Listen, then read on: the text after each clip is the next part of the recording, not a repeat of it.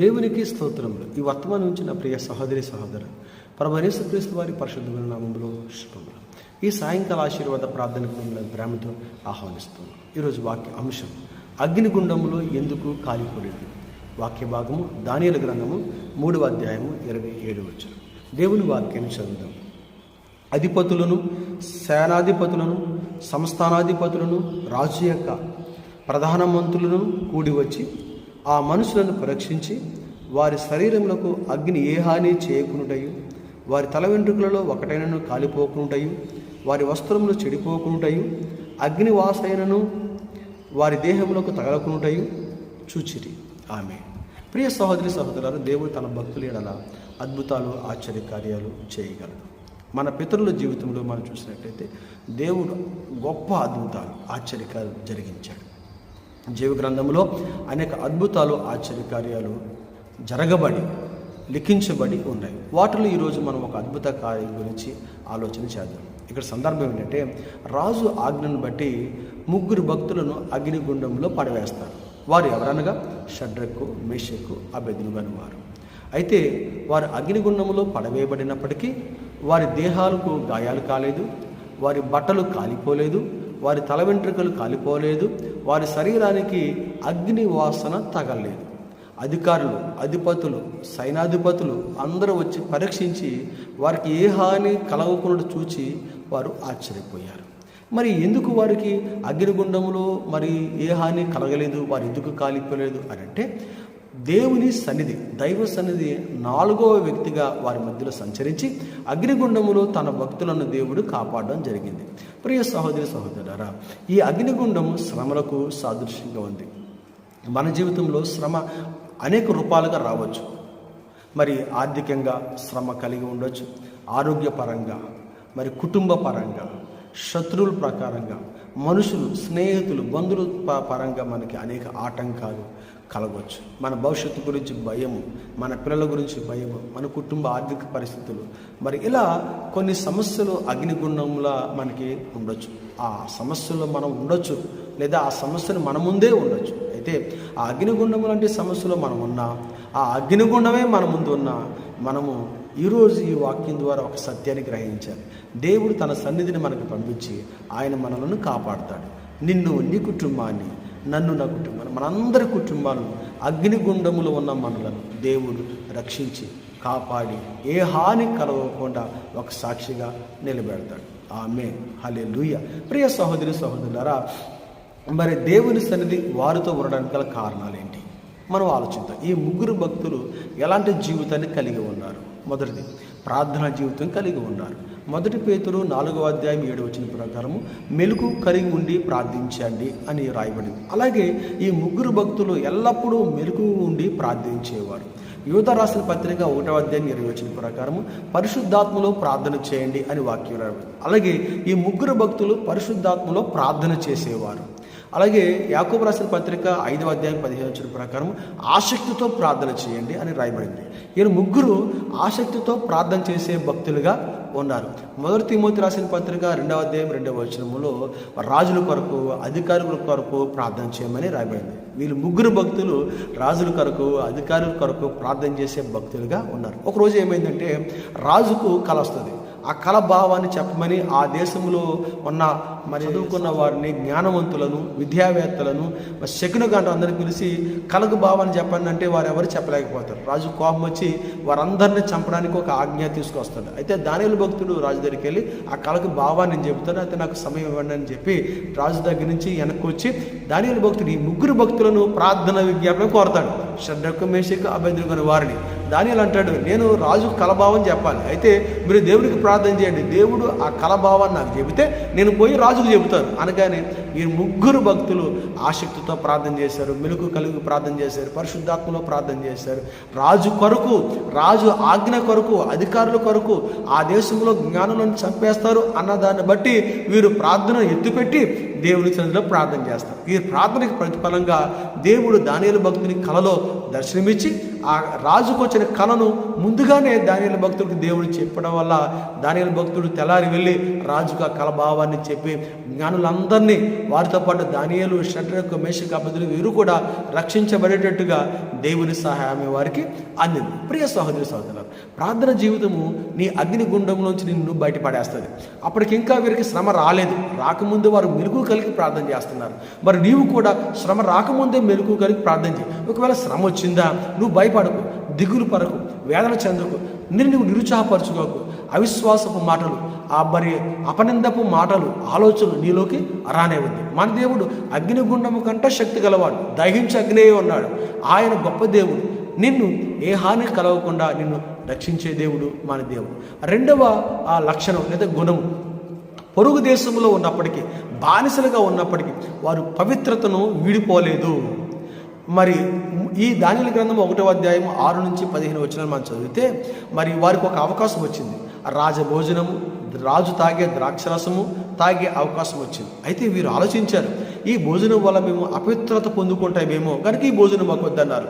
వారు వారి దగ్గరకు వచ్చే సేవకులను పిలిచి, మాకు శాకాహార భోజనాలు ఇవ్వండి చాలు, రాజభోజనం కానీ రాజ ద్రాక్షరసం కానీ మాకు వద్దు అని వారు మొహమాటం లేకుండా చెప్పేశారు. మాకు ఆ భోజనం వద్దు, సాధారణమైన భోజనం, శాకాహార భోజనం మాకు కావాలి అన్నారు. ఎందుకంటే వారు ఈ భోజనం వల్ల మేము అపవిత్రం అయిపోతామేమో, దేవునికి దూరం అవుతామేమో, దేవుని సన్నిధికి దూరం అవుతామేమో కనుక ఈ భోజనం మాకు వద్దని భోజనాన్ని వారు వదులుకున్నారు. ప్రియ సహోదరి సహోదరులారా, అవును, కీర్తన గ్రంథము 19వ అధ్యాయము 9వ వచనంలో యెహోవా యందైన భయము పవిత్రమైనది, వారు పవిత్రత కాపాడుకున్నారు. ఏ చిన్న అవకాశం వచ్చినా వారు వారి పవిత్రను వదులుకోలేదు. అవును, ఎంత అవకాశం వచ్చింది, రాజభోజనం చేసే అవకాశం వచ్చింది, అయినా సరే రాజభోజనాన్ని, రాజపానాన్ని, రాజ ద్రాక్షరసాన్ని వారు వద్దనుకున్నారు. పవిత్రతే ప్రాముఖ్యము, పవిత్ర జీవితమే మాకు కావాలి, ఆ పవిత్రమైన జీవితమే మమ్మల్ని రక్షిస్తుందని గొప్ప వారికి ఉన్న మరి నమ్మకము, భక్తి, భయము మరి వారి జీవితంలో ఈ అగ్నిగుండంలో నుంచి వారిని రక్షించడానికి వారికి ఉపయోగపడ్డది. ప్రియ సహోదరి సహోదరులారా, మరి యోబు గ్రంథము 8వ అధ్యాయము 6వ వచనం ప్రకారము ఇలాగూ రాయబడింది, నీవు పవిత్రుడివై యథార్థమైన జీవితం కలిగి ఉండుని ఎడల నిశ్చయముగా ఆయన నీ యందు శ్రద్ధ నిలిపి నీ నీతికి తగినట్లుగా మరి నీ నివాస స్థలములను ఆయన వర్ధిల్ల చేస్తాడు. నీ గృహాన్ని, నీ కుటుంబాన్ని, నీ పిల్లలను దేవుడు వర్ధిల్ల చేస్తాడు. ఎందుకంటే నీ నీతికి తగినట్లుగా, నీ యథార్థం తగినట్లుగా, నీ పవిత్రతను తగినట్లుగా అని యోబు గ్రంథము 8వ అధ్యాయం 6వ వచనం రాయబడింది. ప్రియ సహోదరి సహోదరుల, దేవుని బిడ్డగా దేవుని సన్నిధిలో ఉన్న నీవు పవిత్రమైన జీవితం కలిగి ఉన్నావా? అయితే అగ్నిగుండం నుంచి నువ్వు రక్షించబడతావు.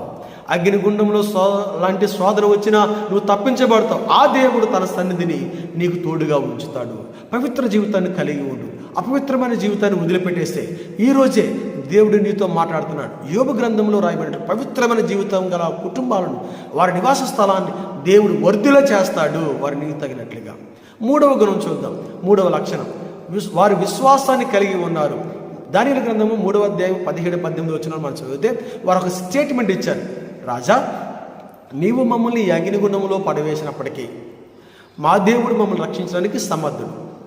ఒకవేళ మా దేవుడు మమ్మల్ని రక్షించకపోయినా మాకు ఏ చింత లేదు అని అన్నారు. ఈ స్టేట్మెంట్లో వారిచ్చే ఈ సమాధానంలో గొప్ప విశ్వాసం దాగి ఉంది. ప్రియ సహోదరి సహోదరులారా, వారు భయపడలేదు, దిగులు పడలేదు, చింత, ఆలోచన ఏమీ లేదు. మేము బ్రతకాలి అని కోరిక కూడా వారికి లేదు. ఎందుకంటే వారి దేవుడు వారిని రక్షించగలడు అని వారికి గొప్ప విశ్వాసం ఉంది. మన దేవుడు మనం రక్షించాలి, ఆ విశ్వాసం మనలో ఉండాలి.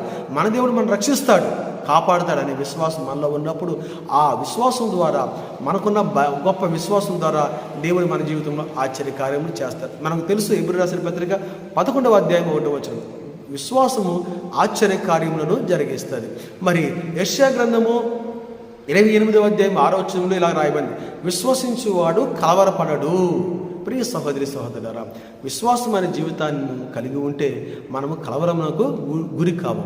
కనుక కొన్ని సందర్భాల్లో అగ్నిగుండం లాంటి శ్రమ వచ్చినప్పుడు మనం అవిశ్వాసంలోకి వెళ్ళిపోతాం, అపనమ్మకంలోకి వెళ్ళిపోతాం, మరి వ్యర్థమైన మాటలు మాట్లాడతాం. కొంతమంది అయితే దేవుని కూడా దూషిస్తారు, ఏడే దేవుడు అని అంటారు. అయితే వీరు ముగ్గురు దేవుని దూషించలేదు, అవిశ్వాసంలోకి వెళ్ళిపోలేదు, అపనమ్మకమైన మాటలు మాట్లాడలేదు, మరి అపనమ్మకంగా వారు భయపడలేదు, దిగులు పడలేదు, చింత లేదు, ఏ ఆలోచన లేదు.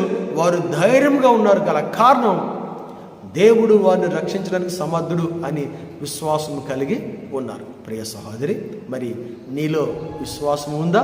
నీవు విశ్వాసం కలిగి ఉన్నావా? కనుక వీరు అగ్నిగుండములో అనే శ్రమ ఎదురైనప్పుడు వీరు ఆ శ్రమలో నుంచి దేవుడు వారిని రక్షించాడు. గల కారణం వీరు ప్రార్థన జీవితం కలిగి ఉన్నారు, పవిత్రమైన జీవితం కలిగి ఉన్నారు, అపవిత్రపరచబడలేదు. 3 విశ్వాసం కలిగి ఉన్నారు. దేవుడు వారి ఎడల గొప్ప కార్యము జరిగిస్తాడు. చూడండి, అగ్నిగుండంలో ఈ 3 భక్తులను పడవేసిన వారు కాలిపోయారు. ఈ 3 భక్తులు అగ్నిగుండంలో కాలలేదు. కానీ ఎవరైతే ఏ రాజు అయితే ఆజ్ఞాపించాడో ఆ రాజు నేత్రాలు తెరిచాడు దేవుడు ఈ అగ్నిగుండం ద్వారా. ఆ అధికారు నేత్రాలు తెరవబడ్డాయి ఈ అగ్నిగుండం ద్వారా. ఈ శ్రమ ద్వారా నీ కుటుంబంలో ఉన్న వారి నేత్రాలు, మనోనేత్రాలు తెరవబడాలి. నీ బంధువుల నేత్రాలు తెరవబడాలి. నీ గ్రామంలో ఉన్న వారి నేత్రాలు తెరవబడాలి. ఎందుకంటే దేవుడు నీ పక్షమున ఉండి ఏ హాని కలవకుండా నీకు కాపాడనే సాక్ష్యము నీ కుటుంబంలో బంధువులు అందరికీ కూడా తెలిసేటట్లు దేవుడు నీ ఎడల ఆశ్చర్యకార్యాన్ని చేస్తాడు. ఈ షడ్రకు మెషకు వారి భక్తి జీవితం ద్వారా దేవుడు వారిని అగ్నిగుండంలోంచి కాపాడి మరి అగ్నిగుండంలో పడవేయమని చెప్పిన వారి నేత్రాలకు మరి వెలుగునిచ్చాడు దేవుడు. వారు ఆశ్చర్యపోయి ఎలాగో ఒక ఆజ్ఞ ఇచ్చారు. రాజు అంటున్నాడు, ఈ దేవుడు గొప్ప దేవుడు, ఈ దేవుడు ఆలోచన గొప్పది, ఈ దేవుడు రక్షించే దేవుడు, కాపాడే దేవుడు అని గొప్ప స్టేట్మెంట్ను ఏ రాజు అయితే మరి 3 భక్తులను అగ్నిగుండంలో పడేయమన్నాడో ఆ రాజు నోటి నుంచే దేవుని స్తుతించే మాటలు, దేవునికి సాక్ష్యమయ్యే మాటలు, దేవుని గణపరిచే మాటలుగా దేవుడు వారి కళ్ళ ముందు ఆశ్చర్యమును కలుగు చేశాడు.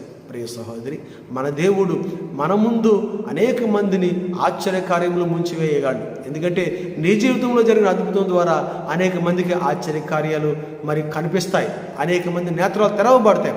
మరి నీవు సిద్ధంగా ఉన్నావా? దేవుని సన్నిధి కావాలని నీవు ఎలాంటి శ్రమలో ఉన్నా, ఎలాంటి ఇబ్బందులో ఉన్నా, ఎలాంటి అగ్నిగుండంలో ఉన్నా, ఆ అగ్నిగుండం భయంకరమైన మరి శ్రమ అయినా, ఆ అగ్నిగుండం భయంకరమైన శోధనైనా నువ్వు భయపడకు, దిగులు పడకు, చింతించుకో, ఆలోచించుకో, ధైర్యంగా ఉండు. నీ దేవుడు, నా దేవుడు, మన దేవుడు మనలను రక్షించే సమర్థుడు, కాపాడే సమర్థుడు. ఏ హాని కలగకుండా దేవుడు ఆ కీడు నుంచి, ఆ శ్రమ నుంచి, ఆ అగ్నిగుండం నుంచి షడ్రకు మెషకు అబేద్నెగోను కాపాడినట్లుగా దేవుడు నిన్ను, నీ కుటుంబాన్ని, నీ పిల్లలను, నీ భర్తను, నీ భార్యను, నీ సంసారాన్ని దేవుడు ఈనాడే ఇప్పుడే కాపాడడానికి సిద్ధముగా ఉన్నాడు. అయితే నీవు ఈ 3 భక్తులు ఎలాగైతే జీవించారో అలాగ జీవించడానికి ఈరోజు ఒక మంచి నిర్ణయం తీసుకో. ప్రభా, ప్రార్థన జీవితం కలిగి ఉంటాను. ఒక మంచి నిర్ణయం నీ కుటుంబాన్ని కాపాడుద్ది, నీ జీవితాన్ని కాపాడుద్ది, నీ వ్యక్తిగత భక్తి జీవితాన్ని కాపాడుద్ది. ఒక మంచి జీవితం ప్రభా, మంచి నిర్ణయం ప్రభా, నేను పవిత్రమైన జీవితం కలిగి ఉంటాను. ఏ విధము చేత, ఏ ఆశ చేత కూడా నేను ఓడిపోను. అది భోజనం కానీ, డబ్బు కానీ, పదవి కానీ, ఏదైనా సరే ఏ వ్యామోహం కలిగి నేను ఉండను. నేను నీ కొరకు ప్రభా, నీ సన్నిధిలో నేను పవిత్రమైన జీవితం కలిగి ఉంటాను. ఈరోజే ఒక నిర్ణయం తీసుకో. 3వది విశ్వాసం కలిగి ఉంటాను ప్రభా. ఈ శ్రమలో, ఈ అగ్నిగుండమైన శోధనలో, ఈ అగ్నిగుండమైన వ్యాధిలో, ఈ అగ్నిగుండమైన తండ్రి ఆర్థికపరమైన తండ్రి సమస్యలో తండ్రి నేను విశ్వాసాన్ని కోల్పోను ప్రభా, విశ్వాసం కలిగి ఉంటాను ప్రభు. అయ్యా, ఒకవేళ ఏదైనా లోపము నాలో ఉంటే నన్ను సరిచేయండి ప్రభా అంటూ ప్రార్థన చేసి ఒక మంచి నిర్ణయం తీసుకొని దేవునికి నువ్వు సమర్పించుకో. దేవుడు ఈ అగ్నిగుండములో నిన్ను కాలిపోకుండా కాపాడి, హాని కలగకుండా, వాసన రాకుండా, వస్త్రాలు కాలిపోకుండా, శరీరము గాయం కాకుండా దేవుడు నిన్ను రక్షించడానికి సమర్థుడు. అలాగూ మిమ్ములను, మీ కుటుంబంలో దేవుడు కాపాడునుగాక. ఆమేన్. ప్రార్థన చేద్దాం. ప్రభా, మీకు వందనాలు, స్తుతులు, స్తోత్రాలు తండ్రి. మరి దానియేలు గ్రంథం 3వ అధ్యాయంలో ఉన్న ప్రభు గొప్ప ఆశ్చర్యకార్యం ద్వారా ఈరోజు మీరు మాతో మాట్లాడేందుకు వందనాలు. విన్న వాక్యాన్ని మరో కట్టి ఫలించేయండి. 3 భక్తులు కలిగిన భక్తి జీవితాన్ని మేము కూడా కలిగి ఉండడానికి సహాయం చేయండి. ఈ రాత్రి మంచి నిద్ర, ఆరోగ్యం కలిగించేయండి. యేసయ్య నామములో ప్రార్థిస్తున్నాం తండ్రి. ఆమేన్.